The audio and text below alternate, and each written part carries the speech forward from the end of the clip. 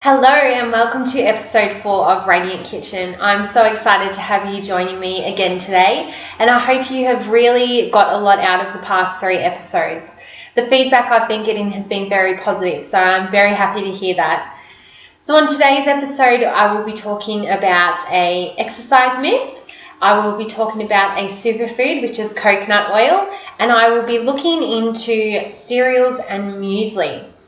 So with the cereals and muesli, it's more the good, I suppose, cereals that we hear about. So I won't be looking into Cocoa Pops or Nutri-Grain or Crunchy Nut Cornflakes, any of those sugary cereals. I'll be looking at the ones that are supposedly good for you to really find out what is the best option.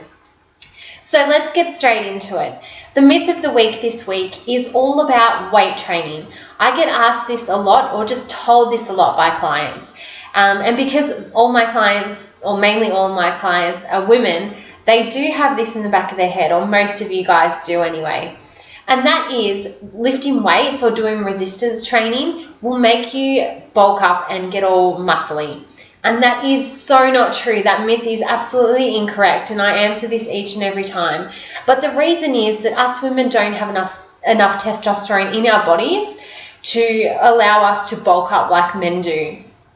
Now, unless of course you're a bodybuilder and that is something that you want to do, then there is ways to bulk up, as you have probably seen in the past before, women bodybuilders. But for everyday women that eat a normal healthy diet and exercise regularly, you will not bulk up to get massive muscles. I promise you this. So don't be ever scared of doing weight training. It's so good for you. And especially as you get older, weight training is highly recommended. It really helps to alleviate osteoporosis, and your chance of getting that just halves almost. So weight training, especially when you're older, is perfect for you. It doesn't mean you have to go to the gym and go on the machines. Just little dumbbells is absolutely fine. And it's the same for all my younger clients as well. Just weight training is good for you. It boosts your metabolism, and with weight training you will actually burn more calories longer after your session than you would if you do a cardio session. So there is a lot of positives about weight training, and don't worry, you're not going to end up looking like a dude afterwards. So I hope that is a myth that has helped you. So the superfood of the week is coconut oil. I am in love with coconut oil. It is just such a great thing. It's so versatile. I've never come across a food that is like coconut oil. So the benefits of coconut oil, or firstly, there are a couple of varieties. So I am always going for cold pressed organic coconut oil. I got this from Healthy Life in Craigieburn. They've got lots of different options, and I know some supermarkets sell coconut oil as well, which is fantastic. So you can get this either in the health food aisle at a supermarket, or I know one of my local supermarkets, it's actually in the Asian section with the coconut milk. So if you can't find it in the health food aisle, head on down to the Asian section, and hopefully it will be there for you. Otherwise, health food shops definitely have coconut oil. So there is many things you can do with coconut oil, which is so exciting. As you will see, a lot of my recipes, bliss balls, just love bliss balls, I always talk about them, have coconut oil in them. That's what keeps them and holds them together and makes them go hard when you pop them in the fridge. So you can add it in your cooking like that. I also use coconut oil to cook my steaks in, or any type of meat. It is a really great oil for especially steaks when you've got to have your pan on really high. Olive oil goes rancid very quickly, which means it burns and it releases really bad chemicals. So if you're somebody that cooks with a really hot pan, change to coconut oil. Your meat won't taste like coconut, I promise you that, but it can be heated at a very high heat without bringing out all the nastiness that happens in other in other oils. And another quick thing about oil, stay away from can oil, the spray oil. I used to use that all the time. That's what I learned was the best option. But you're best to go with olive oil in a bottle, or of course, if you can, coconut oil is the best to cook with. So I highly recommend throwing out those tin sprays. They're full of chemicals, because how else does it come out in that form? It also ruins your pans, which I found out. And it made sense because a couple of my pans have got this like burnt looking pattern on it, and it's actually little dots, and it won't come off. So, and that is from the spray. So I don't use spray anymore. I just use coconut oil. You just need a teaspoon or a tablespoon depending on how much you're cooking. And yeah, coconut oil is great. Not only is it awesome for cooking, it is amazing for your skin. I know people that use it as their moisturizer. So it's just got so many great properties, and I highly recommend keeping a jar in your pantry and keeping a jar in your bathroom so you can use it as moisturizer, because it's the most natural moisturizer you will find. So I just love coconut oil, and I hope you do as well.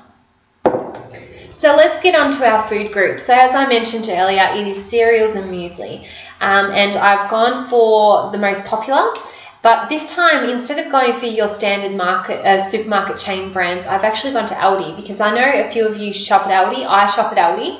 So I thought I'd mix it up a bit, because why should you miss out just because you shop at Aldi? But all the cereals I have, I will tell you what the name brand or your chain supermarket brand is of that, so you will know. So let's start with muesli. I know when I first got onto muesli, I loved this muesli from Aldi. It's the premium muesli. It's called Mountain, and it's got our rustic muesli is a full-flavoured toasted muesli combined with honey, treacle, and selected dried tree and vine fruits. It looks yummy, but just remember the word toasted in there, okay? And I also got fruit and nut muesli here. So this is not toasted. This is natural, and this one has a blend of oats, sultanas with crunchy nut seeds and tropical fruits. So these are the two mueslis that I'm looking at today. So let's start with the toasted muesli. Now on the back of the panel, I've compared all the different things. So energy, protein, fat, carbohydrate, sugar, and dietary fibre. So the most important, I think, is really going to be fibre and sugar. When it comes to cereal, you kind of want fibre in your cereal, okay? So let's have a look here. We've got, I'll go per 100 grams. We have, sugar-wise, 17.4 grams per 100 grams in here. And your dietary fibre is 6.9 grams. So as you can see, it's got quite a bit of sugar, because going back to our panel, our nutrition panel, remember 5 grams of sugar is enough and 12 is a lot. So we have 17.4 grams in here. So that is quite a lot. And let's have a look at our natural muesli here. Our sugar is 14.7 grams per 100 grams, and our dietary fibre is 11 grams. So it's almost double the amount of dietary fibre in the natural muesli. Now, as much as toasted muesli tastes yummy, it's not great for you. As you can see, it's 17.4 grams of sugar. It's got a lot of sugar in it. It's almost as high as a lot of Cocoa Pops, Fruit Loops, all that type of thing. Because it's toasted, it just takes away all the goodness out of the oats as well. So toasted muesli is definitely one that I would ask you not to have. It's not a great option for you to have. So let's pop that down. Now your natural muesli is full of goodness. It does have high sugar, but that's from the dried fruit.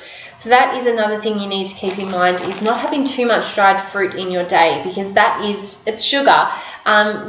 It's different to not fresh fruit. Fresh fruit is how it is. But dried fruit has all the goodness is kind of taken out of it, and you're left with the sugary part of the fruit. So I highly recommend that you just be careful with the amount of dried fruit you have. Not saying it's a bad thing, but just watch how much you have, like anything really. But I highly recommend that you go for the natural muesli. It's the best option. You've got your oats. It's full of fibre. You've got seeds. You've got nuts. All the great things that you need in your diet is right here in a bowl of muesli. So just make sure you stick to the quantity size. It's usually about half a cup of muesli that you should be having for breakfast.